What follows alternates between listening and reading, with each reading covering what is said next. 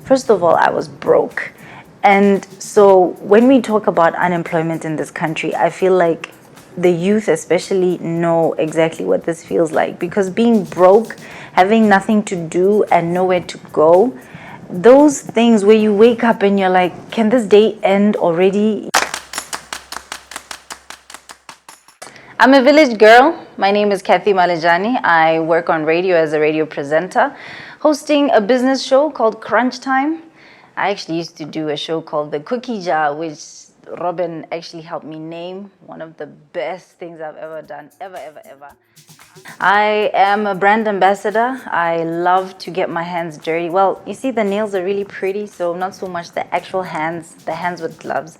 I love to get them dirty. I think everybody should be having a backyard garden right now. I'm all about trying to do things for myself, hence that's how I ended up there. I am a daughter, an aunt. I am a very nowadays reserved person. Used to be very wild, just free-spirited kind of character. I am happy because I think happiness is a choice, but that doesn't mean I don't have challenges. I'm challenged, but I am happy. I think honestly, every single one of us goes through depression at some point. And I think a lot of people mask it really well with so many different things.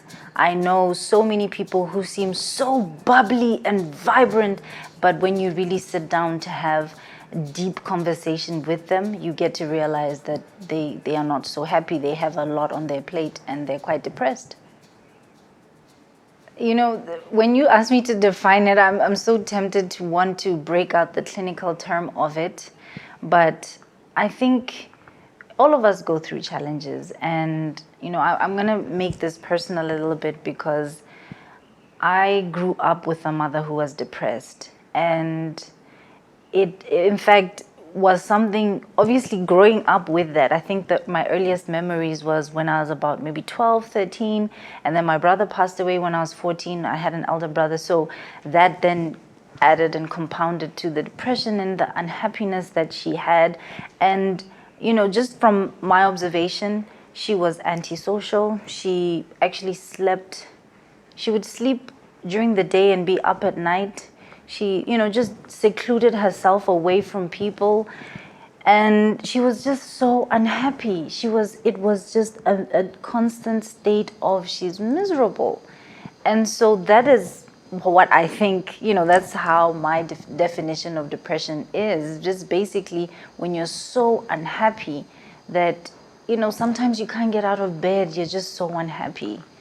Yeah. You know, I actually meant to mention that when I first got on radio and I got on the mid-morning show, the very first thing that I did was get a hold of two different NGOs that dealt with, I think, depression and its byproducts, or, you know.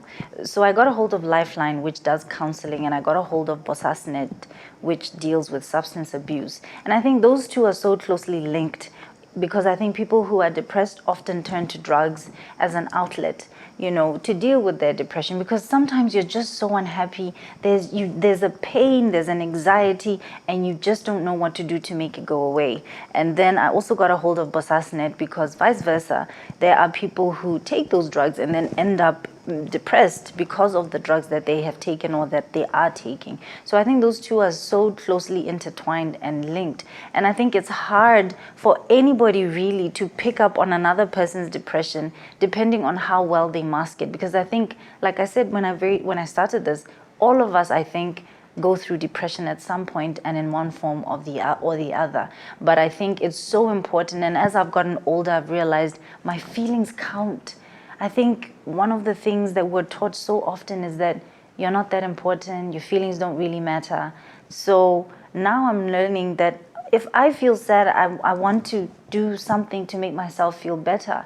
And there are healthier ways of dealing with it. This is a whole topic that we are starting to have, in fact, as a whole nation, more so with the COVID-19 pandemic, because it's really affected our mental health. And there are so many issues around it, depression being one of them. I will tell you this, when I first got on radio, and that was in 2010, I actually forced my mother to go to Lifeline because I wanted to get her help. I wanted to get counseling for her because of the trauma and the grief and whatever other issues that, I diagnosed them for myself as we did shows every week, and I'd hear, this is what happens when you're depressed, and I'd be like, that's my mom, this is what happens, and but long story short, I took her there and she told the counselor she was fine. So unfortunately, I've learned the hard way that you are the only person responsible for yourself. And so no matter how much I love my mom, and in fact, what I've been trying to do in the past 3 weeks is try and change her mind about counseling, because I think she needs somebody who's qualified and professional to try and talk to her. And I know for myself personally, I'm, getting myself some help because it depresses me, it frustrates me when I see her dealing with these things, and I think there's a healthier way you could do this, So it's something that nobody can do for you. You can have a support system which can help, but you ultimately are the only person that is responsible for your own health. And in fact, if you really think about it, and this is another conversation that I'm hoping we'll have at some point, something I'm very passionate about, that your thoughts create your reality. So whatever you're thinking, if it's making you sad, if you change that thought, you can change your reality. It's really just that simple, but you have to take the time and the energy and effort to put it into place.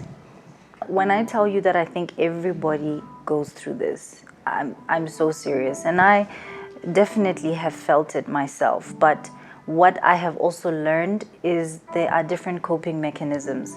So I know a lot of people will turn to drugs, and I tried to drink. I think I'm just thankful that alcohol and we were never really buddies. So I think that is a very positive thing in that sense, that I would have gone overboard. So I've learned ways of dealing with my depression, because I think everybody goes through it. It's just how you deal with it and how you cope. First of all, exercise is something so important that I think is underrated too much of the time. If you're stressed, if you're unhappy, and you move around, exercise your body, dopamine is going to fill you up and make you feel good. But on a way deeper level, okay? And this for me is something that it's so beautiful how it happened almost immediately the same time that I got on radio, because that was sort of a time when I was going through a spiritual awakening, and everything was sort of, I knew for me at the time, and I really learned to fall into my faith, because that's the time where I moved from my Roman Catholic to different church, and that church encouraged me to have my own relationship with God and my own faith. So that has been such a huge foundation for me, and I wish that everyone could find something for themselves that could do that for them, because I also believe that if you have that faith, it fills the void, and a lot of the depression that you feel, there's something that is available within your faith that can help, whether you're feeling lonely or alone, or you're broke, or you're sad, you've been dumped. Everything in everyday life can, if you put your mind to it, your faith can help you deal with that. So that's what I've done. There are so many things that I've tried, and I want to talk about, counseling is a huge help, because having someone objective to help you look through what your issues are, and then having that person give you some coping mechanisms.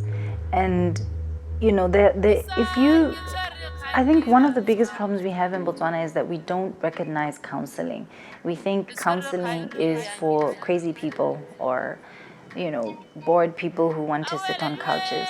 But I think every one of us needs to occasionally go in for a tune-up. I think we're like cars. We need to go in for service and get that help, because if you know that something, and a lot of our issues come from when we are still children and younger, and through counseling and through journaling has been a really integral thing, that writing down your feelings, writing down that is how you get to pick up your triggers, and that is how you can decide, okay, let me try this instead, let me try that instead. So I've done those two, have been and then of course lots of exercise helps. If you're feeling crappy, force yourself to take a walk or take a jog, or do some yoga. That's my new favorite thing to do, because there are ways that you can deal with these things, and they don't all have to be negative. I'm not saying once in a while don't go get some beers or whatever it is that you do in terms of drugs to de-stress yourself. But if that is your go-to and that is your only go-to,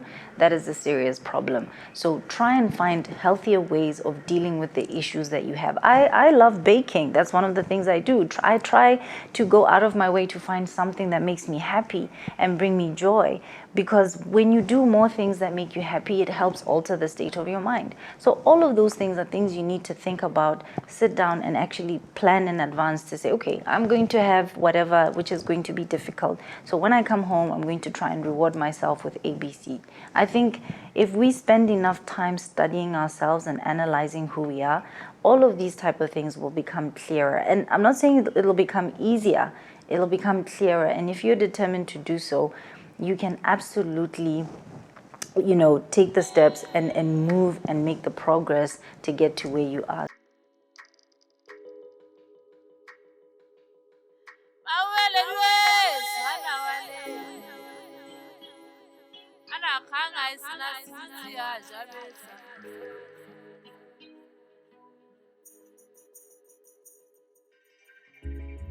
Ikubilwe kimotu mawele